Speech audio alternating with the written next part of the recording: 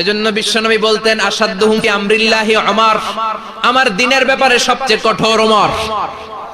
বিশ্বনবী বলতেন আমার পরে কোনো নবী নাই, কোনো রাসূল নাই, তবে আমার পরে যদি কেউ নবী হতো আমার ওমর নবী হয়ে যেত।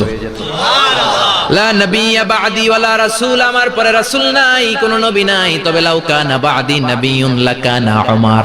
প্রভু তুমি বলেছো রাসূল দেবে না, বলনি দেবে না ওমর, বলনি দেবে না হামজা তারিক, খালিদ বিজয়ী সমর। প্রভু তুমি বলেছো রাসূল দেবে না, বলনি দেবে না ওমর, বলনি দেবে না হামজা তারিক, খালিদ বিজয়ী সমর। প্রভু তুমি বলেছো রাসূল দেবে না। আল্লাহু আকবার। মদিনায় যত মুনাফিক ছিল জমের মতো ভয় পাইতো সাইয়েদনা ওমরকে। শয়তানদের লিডার ইবলিসও ভয় পেত ওমরকে। বিশ্বনবী বলেন ওয়াল্লাযী নাফসি বিয়াদিহি, ওমর ওই সত্তার কসম যেই সত্তার হাতে আমার আত্মা, মা লাকিয়াকা শাইতানু সালিকান ফাজ্জান ইল্লা সালাকা ফাজ্জান গায়রা ফাজ্জিক। ওরে ওমর, শয়তান যদি তোমারে কোনো রাস্তায় দেখে, ইবলিস যদি তোমারে কোনো রাস্তা দিয়ে হাঁটতে দেখে, ইবলিস ওই রাস্তা রেখে দিয়ে অন্য রাস্তা দিয়ে হাঁটে। ইবলিসও সাইয়েদনা ওমর ফারুককে দেখলে, এই রাস্তা দিয়ে দেখলে ওর বাপের কি ও জীবনে এই রাস্তা দিয়ে হাঁটবে না, এই রাস্তা ধুইয়া ওই আরেক রাস্তা ধরবে। চিল্লায় পড়েন আল্লাহু আকবার। কাফেররা ভয় পেত, মুনাফিকরা ভয় পেত, শয়তান ভয় পেত, এমনকি বিশ্বনবীর বিবিরাও ভয় পেত। সুবহানাল্লাহ পড়েন।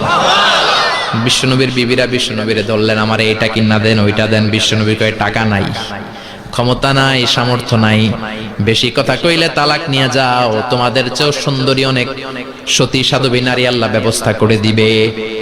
বিবিরা মাঝে মাঝে খুনসুটি করতো, নবীরে ধরতো, এটা নাই ওইটা নাই, এটা দেন। একবার সব বিবিরা টাইট করে ধরছে, ও নবী আয়েশার ঘরে যেদিন থাকেন সাহাবারা বেশি হাদিয়া পাঠায় কেন, আমাদের ঘরে যেদিন থাকেন পাঠায় না কেন? কালকে জুমার নামাজের পরে ঘোষণা দিবেন সবার ঘরে সমান সমান হাদিয়া। নবী কয় আমি হাইতান্ন। ও মিয়া, কে হাদিয়া দিবে, কটুক দিবে, এটা কি ইমাম সাহেবের কাজ? ইমাম সাহেবের বাসায় কে কোন দিন কি খাওয়াবে, কি গিফট দিবে, এটা তো কে যে গিফট দিবে তার ব্যাপার। বিশ্বনবী বললেন আবু বকরকে সবাই ভালোবাসে, তাই আবু বকরের মেয়ের ঘরে যেদিন আমার ডেট পরে থাকার সময় ওই দিন হয়তো বেশি হাদিয়া পাঠায়, তোমাদের ঘরে পাঠায় না, আমার বলার কোনো সুযোগ। বিবিরা কয় না আপনারে বলতেই হবে। নবী কয় আমি পারবো না, বিবিরা কয় পারবেন। ইন দ্য মিন টাইম দরজার উপর থেকে কে যেন সালাম দিল, আসসালামু আলাইকুম ওয়া রাহমাতুল্লাহ। বিশ্বনবী বললেন ওয়া আলাইকুম আসসালাম। বিশ্বনবী বুঝতে পারলেন সালামটা আমার ওমরের সালাম। বিশ্বনবী সালামের উত্তর দিয়ে বিবিদের দিকে তাকায় দেখে একটা বিবি ওর সামনে নাই, সব উদাও, ভ্যানিশ হয়ে গেছে। ওই যে ওমর, সুবহানাল্লাহ পড়বেন না? এই জন্য ওমরকে শয়তানও ভয় পেত। আমাদের বাচ্চাদেরকে, আমার মেয়ে একটা মাত্র মেয়ে, খাইতে চায় না, শুধু আমার মেয়ে না, অধিকাংশ বাচ্চাদের এই অবস্থা। ওর আম্মু দিক দিয়ে খাওয়ায়, আবার দৌড় দেয়, আবার আমি খাওয়াই, আবার কান্নাকাটি করে, বলে গল্প শোনাও, তাইলে খাবো। এখন গল্প শোনাইলেও খায় না। বর্তমান সময়ের ছেলে মেয়েগুলো এরকম, এত জ্বালাতন করে, খেতে চায় না তো বলতে হয় বাঘ আসবে বাঘ, সিংহ আসবে সিংহ, সিংহ মামা আসবে, ঘুমাও ঘুমাও, এগুলো আমরা বলি না? বড় দোষী তো আপনারা কি বলেন? বাচ্চা যদি না ঘুমায়, না খাইতে চায়, এগুলোই তো বলে। বাঘ আসবে, বিড়াল আসবে। মদিনাতে ওমরে ফারুক যখন খলিফা, মদিনার কোন বাচ্চারা যদি না খেতে চাইতো, না ঘুমাইতে চাইতো, মদিনার মায়েরা বলতো তাড়াতাড়ি ঘুমাও, ওই যে ওমর আসতেছে, ওমর। আল্লাহু আকবার। কি শাসক ছিলেন সাইয়েদনা ওমর!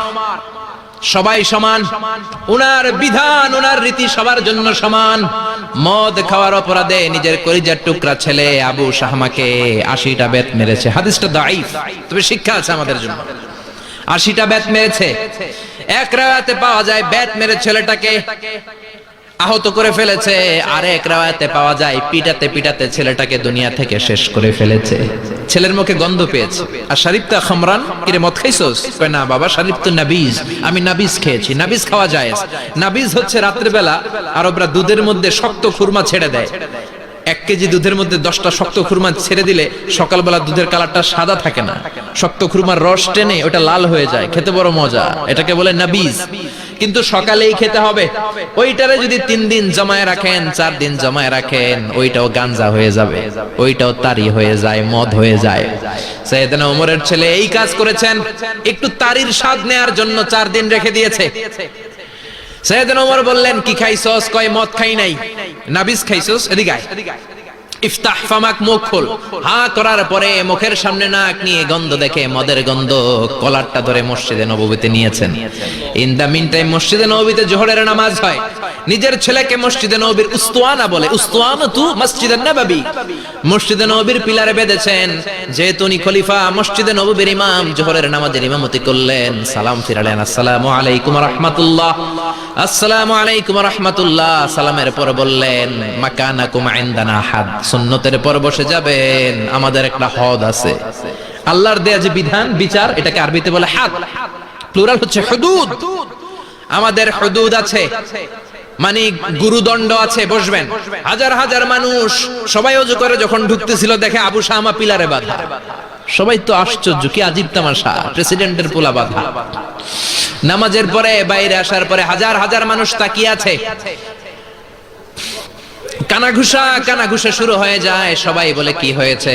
ওমর কয়, আমার টানাটানি করা যাবে না। এই যে থামেন, এখন টানলে কি হবে আমি জানি, খুব বিশৃঙ্খলা হবে। দাঁড়ায় শুনেন, দাঁড়ায় শুনলে ডবল সোয়াব। আমি চলে গেলে এরপর আপনারা টানাটানি করে ঢুকেন। কথা শুনতেছেন তো? মনোযোগ আছে? লোকদের মধ্যে কানাঘুষা। প্রেসিডেন্টের ছেলে, কেউ কয় ওমর মনে হয় মারবে না, যেহেতু নিজের ছেলে তো একটু ধমকি টমকি দিয়ে ছেড়ে দিবে। কেউ বলে, না ওমর তো এত সহজ মানুষ না, মদের বিচার তো 80টা বেদ, মনে হয় 40টা মারবে। কেউ কয় না, 80টাই মারবে। ওমর চেয়ারে বসে জল্লাদরে ডাকলেন, বললেন, ইবদা বিসমিল্লাহ, নে চাবুক শুরু কর। বাইতুল মাল থেকে শক্ত সাইজের একটা চাবুক আনবি। জল্লাদ চাবুক এনে দাঁড়ালেন। ওমর বললেন, ইবদা বিসমিল্লাহ, শুরু কর। জল্লাদ মারতে শুরু করেছে। ওয়াহিদ, ইতনাইন, তালাতা, 3টা মারার পরে এক থাপ্পড় মেরে জল্লাদকে 3 হাত দূরে ফেলে দিলেন। ধমক দিয়ে বললেন, তুই চাবুক মারস নাকি চাকরি বাসাস?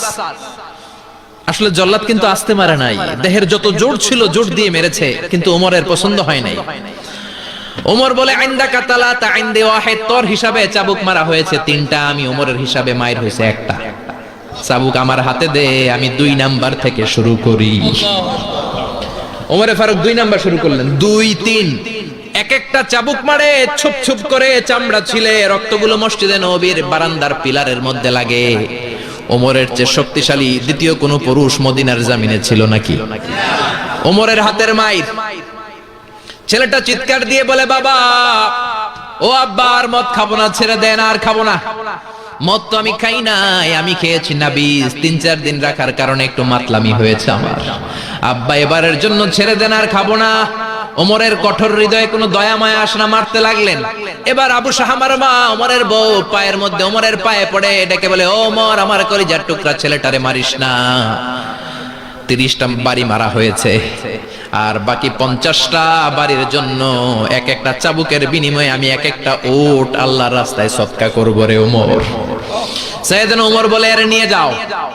আবু শাহামার মা উট দিয়ে আল্লাহর জাইন, চাবুকের বাড়ি থেকে একটা বাড়িও কমানো যাবে না, 80টা বাড়ি দেয়া পর্যন্ত পৃথিবীর কোন শক্তি আবু শাহামারে আমার হাত থেকে ছুটাতে পারবে না। আবু শাহামার মা কাঁদতে লাগলো। ওমরের মনে দয়া মায়া হয় না। 40টা বাড়ি মারার পরে ছেলে বেহুশ, 50টা মারার পরে আবু শাহামা দুনিয়া থেকে শেষ। সবাই নিস্তব্ধ নীরবতা, পিন ড্রপ সাইলেন্স, পিন পতন নীরবতা। রাগে তখনও গড়গড় করছে ওমর। সাইয়েদনা ওমর বললেন, গোসল দে, জানাজা দে, কবর দে। কবর দেওয়ার পরে ওই কবরের উপর 51 নাম্বার থেকে মারা শুরু করলেন। 52, 53, 60টা, 70টা, 80টা চাবুকের বাড়ি কবরের মধ্যে, বিশাল বিশাল বড় বড় বাড়ি মেরে আঘাত করে আল্লাহরে ডেকে বললেন, আল্লাহ, আমার ছেলে হওয়ার কারণে, প্রেসিডেন্টের ছেলে হওয়ার কারণে আমি পার্সিয়ালিটি করি নাই, একটা চাবুকের বাড়িও কম দেই নাই। কিয়ামতের দিন তুমি আমারে জালিমদের কাতারে দাঁড় করাতে পারবা না। আল্লাহু আকবার। ওই ওমরের শাসন যদি দেশে থাকতো, দেশটারে মদিনা বানাইতো কে? এখন রিকশাওয়ালার পোলার জন্য এক নিয়ম, প্রধানমন্ত্রীর পোলার জন্য আরেক নিয়ম। কুলিওয়ালা ঠেলাওয়ালার জন্য এক নিয়ম, প্রেসিডেন্টের মেয়ের জন্য আরেক নিয়ম। জোরে বলেন ঠিক কিনা? সবার জন্য যদি এক নিয়ম হতো, চুরি করলে যদি হাত কাটা হতো, জিনা করলে যদি পাথর মেরে গর্দানটা উড়িয়ে দেয়া যেত, বাংলার জমিনে আর কোনো চোর আর জিনাখোর পাওয়া যেত না। চুরি করলে হাত কাটো কার আইন? তবে এটা কলা চোর, মুরগি চোর, ডাব চোর, আম চোর না। যেই চোরগুলো একটা কলমের সিগনেচারের খোঁচায় দেশের হাজার কোটি টাকা মেরে দেয়, ওই চোরদের হাত আগে কাটতে হবে। জোরে কোন ঠিক কিনা? এক কলমের খোঁচায় শেয়ার বাজার খাইয়া ফেলায়, হলমার্ক খাইয়া ফেলায়, দেশের টাকা সুইজারল্যান্ডে পাঠায়, ওই চোরগুলার হাত। জোরে বলেন ঠিক কিনা?